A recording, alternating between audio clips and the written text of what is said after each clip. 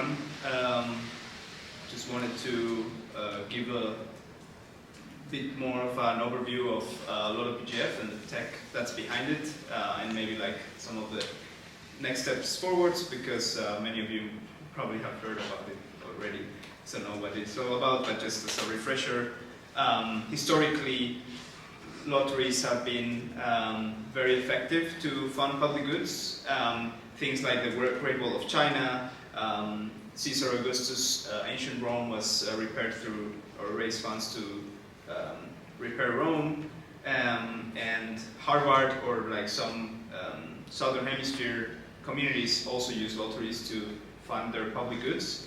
So yeah, they've been effective, but unfortunately they have been manipulated and sometimes been non-transparent or unfair, which made them, which led for them to be monopolized by the state and highly regulated, and also inefficient, because then it's some politicians or some bureaucrats who decide what public goods are being funded. So what we wanted to solve is making them available for anybody to fund their public goods in a permissionless way, and also in a way that they are by default fair and unmanipulable through by them being permissionless, in the sense that anyone can create a lottery to fund the public good or cause they want.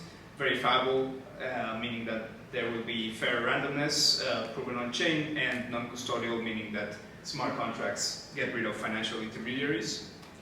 And yeah, here we have an example of a lottery that you could deploy with the protocol, where you basically attract players who want to win this prize pool. You decide what percentage of the tickets sold keep feeding this prize pool, and that continuously increases the incentive for people to buy more tickets, and for like the other percentage will go to the cause's treasury, to the public good. So yeah, maybe like as an example, we did a pilot here at ZuVillage Georgia, where we were raising funds for a few different things, and people could pick what they funded. There's a cuteness bias here, because Suzy Meow Fund is almost 92% filled, so we're very close to reaching our goal.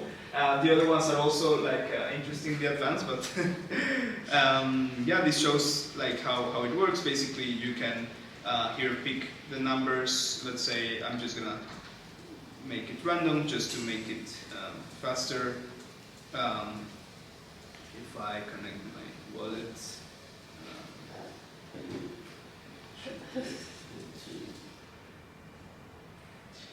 buy a ticket, and yeah, so I'm buying a ticket that it costs like $1.30 more or less plus gas fee, and yeah, well, what happened here is I funded. In this case, it was 70-30%, so 30% of that $1.30 went to the jackpot, and 70% went to, in this case, I didn't pick a fund, so it went to the default ZuVillage collective fund that has now 0.025 ETH raise. And yeah, so this can have many use cases, as we see, like network states or pop-up cities can be an interesting one, just to fund fun stuff, or also important public goods.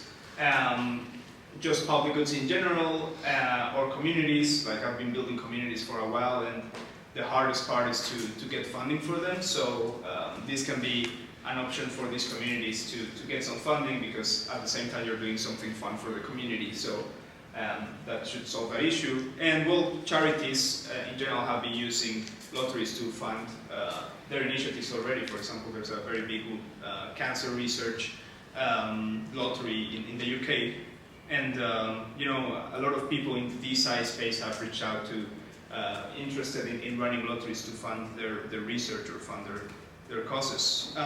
Just to take a quick look into the technology that's behind it, the two core components are verifiable randomness, because well, the blockchain does not come with a good source of entropy, and the lottery drawing logic. to emulate basically like the real lottery, drawing numbers, picking winners, and making scalable gas efficient. So there's multiple sources of verifiable randomness. There's chainlink VRF, but it's not censorship resistance, and it's quite centralized.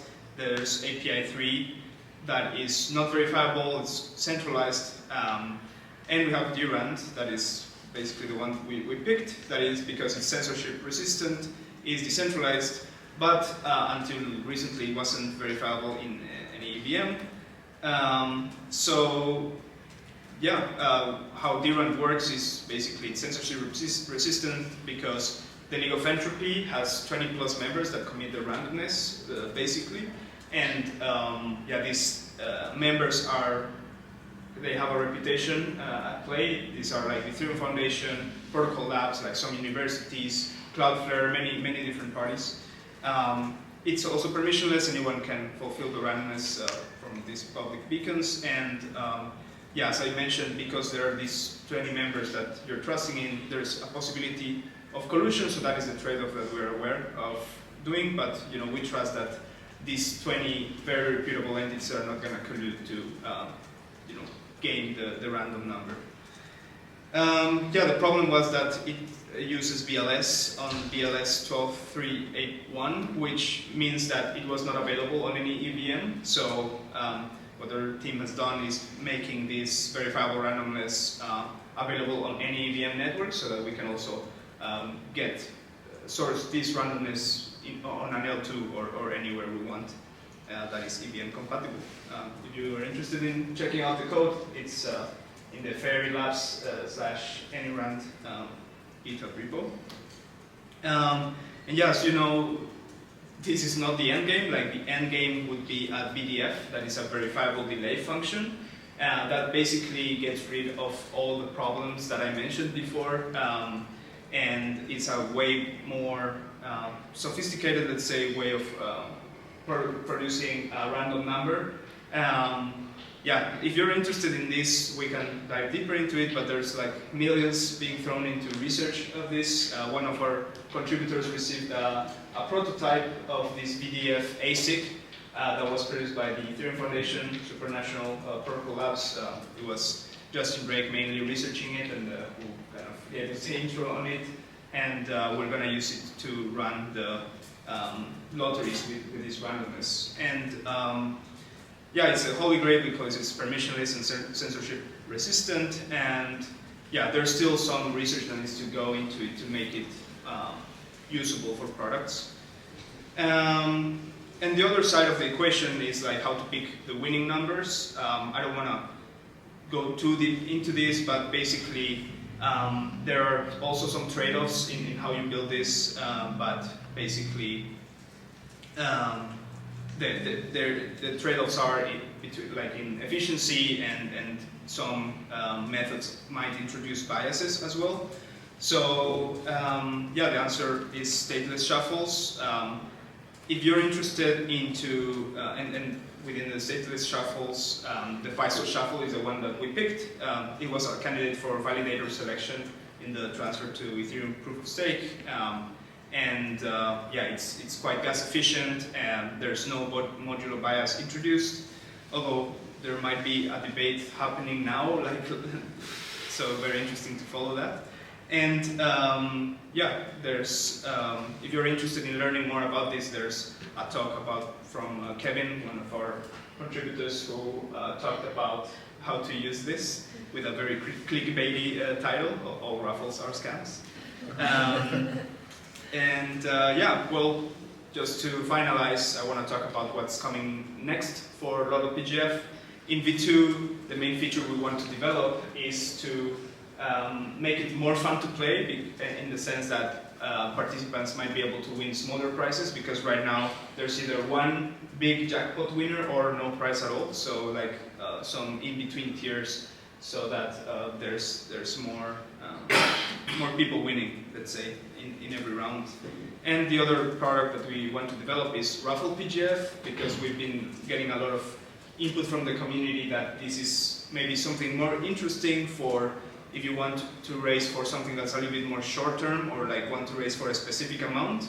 then what you can do is basically pick one or multiple winners that will win this raffle, and the prize is only distributed if the goal is reached, for example, and then everyone, well, then that happens. Otherwise, people can get a refund, for example. So that it's more aligned.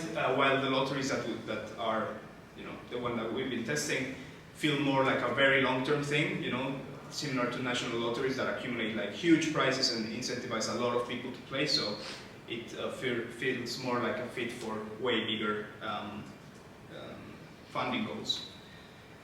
And yeah, we've been talking to integrate with ZuVillage City. We also had a pilot of integration here where people could access the lottery through the ZuVillage.city interface, and we're super excited to make this available for event organizers or ZuVillage initiative organizers to configure their own lotteries, their own LottoPGF for their events or for their initiatives inside the platform.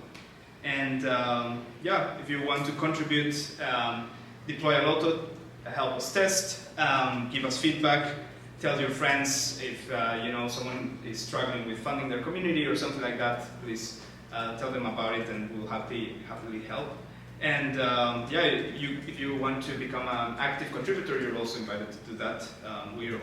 There's multiple contributors also within the ZuVillage ecosystem that are chipping in, so it's very fun. And yeah, stay in touch if you want to learn more. Yeah, this is an announcements channel, but you can also DM or send messages on LottoPGF anywhere. So, thank you.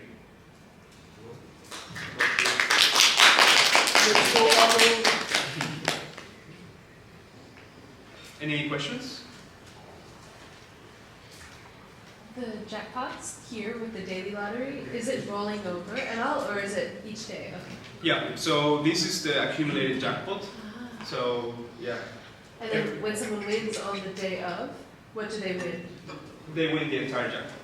So if someone wins... But not somebody wins every day, is the thing. Yeah, exactly. I see. Like it just accumulates, and then on the last day we're going to activate, kind of like we're killing the lottery, and that means that this accumulated jackpot is going to be distributed amongst the participants of the last round if there is no winner. But because everyone will probably try to buy tickets, then there's likely to be a winner. So, yeah. Will there be like a final one that people buy tickets for? Or yeah, okay. it will be the same one, and it just like people will know that it's the final round, and then the prize will be distributed. The tickets in this draw is that's the number of people contributed, tickets. Today, that's the amount of tickets that were bought today. But we've been getting around, I don't know, surprisingly, almost 30 tickets sold every day from people here. And do your tickets, are those also just today?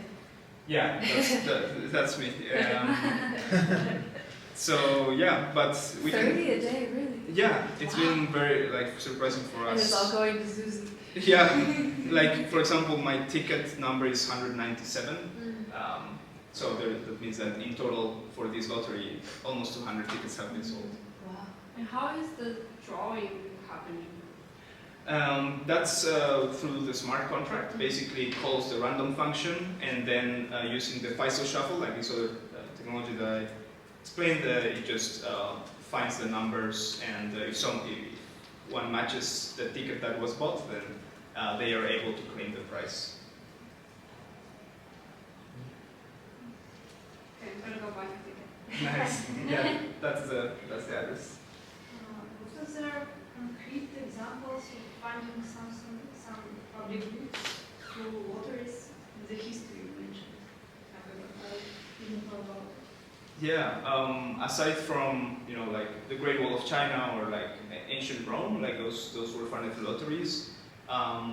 Very early United States infrastructure, public infrastructure, was also funded through lotteries, roads and stuff like that. Harvard and Yale, universities, were funded through lotteries. Yeah, there's really. I also was surprised by the amount of examples that there were of real life things that were funded that way. Mostly nowadays, national lotteries also fund educational institutions or building public schools in remote areas and stuff like that. Just to add that, I think it's a kind of interesting thing to think about the history of that in the context of network states, where and people are earnestly thinking about what the new formation of states would be. And they're kind of analogous as the reason they were doing early infrastructure is because the state either was non-existent or it was not developed enough, weak, so it wasn't able to fulfill that. So people had to come together and figure it out themselves, essentially. And yeah, I think it's quite interesting.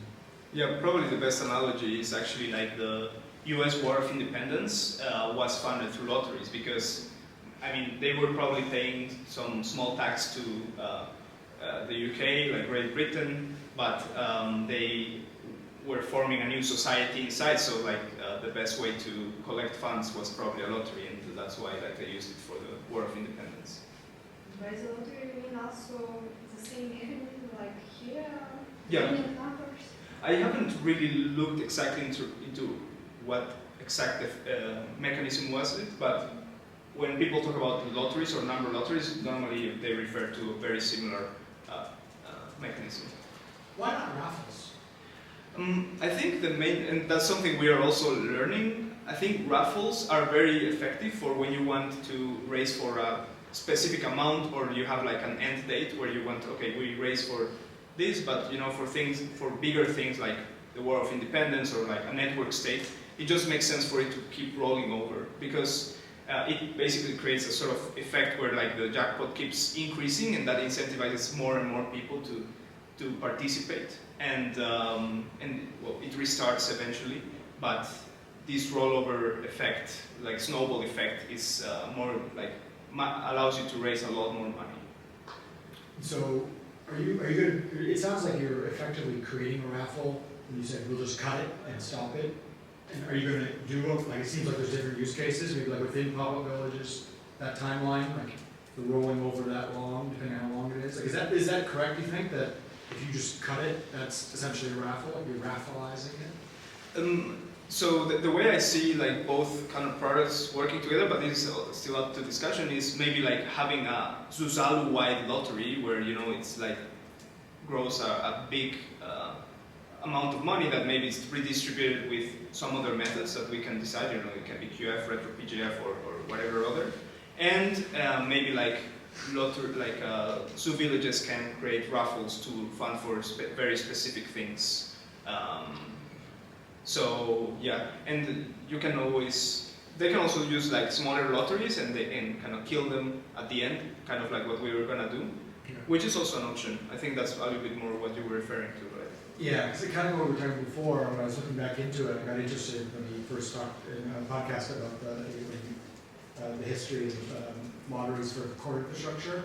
One of the hypotheses I was curious about and looked up is that civic participation, like the sort of civic aspect of it, was equal or not higher in many cases than the actual expected, like, hope I win something. It was more like, I need a fucking road. So right. I'm happy to contribute to this. If I win something, that's whatever, but I would have, you know, it's like the lottery just adds some spice to it that gets it moving. So in that case, yeah, like, so a lot of these lotteries, it's like contributing to something I care about in here. So it wouldn't matter at all if I won, to me, or it wouldn't matter, but it would really bother me if it just kept going and didn't get the thing. And I probably wouldn't do it again if that happened. Like if it kept going and you didn't stop it. Right. Yeah. That's interesting. But that's exactly also the motivation that we have to make them permissionless and every community can configure it the way they want it. Because right now, like, national lotteries, supposedly they also do something good, but the people don't have the chance to pick what is the thing. So it becomes more like I want to win a huge prize, and you know that's not nice. Well, the motivation for our lotteries should be more what you say. You know, like I want to fund something for the community rather than the prize is just like the little extra incentive that you need to maybe make a donation every day, for example, instead of you know doing it once and forgetting. How are you buying, when I buy a ticket, like, what is it? It's like transaction also, I believe? Yeah. Is it some token or? Yeah, it's an NFT. And then when you want to claim the prize, you burn the NFT and receive the prize.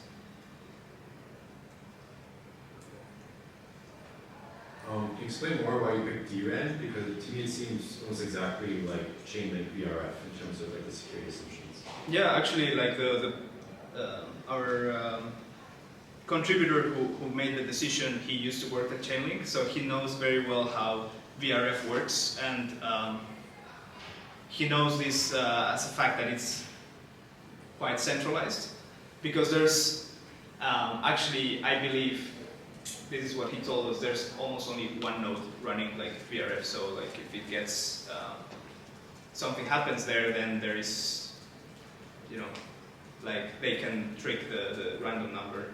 While DRAM is more decentralized, although like it's also not perfectly decentralized because you're still relying on at least 20 parties, but at least it's 20 and not one. Technically, if there's more Chainlink nodes running that VRF function, it would be functionally the same. Yeah, Security wise. potentially, yeah.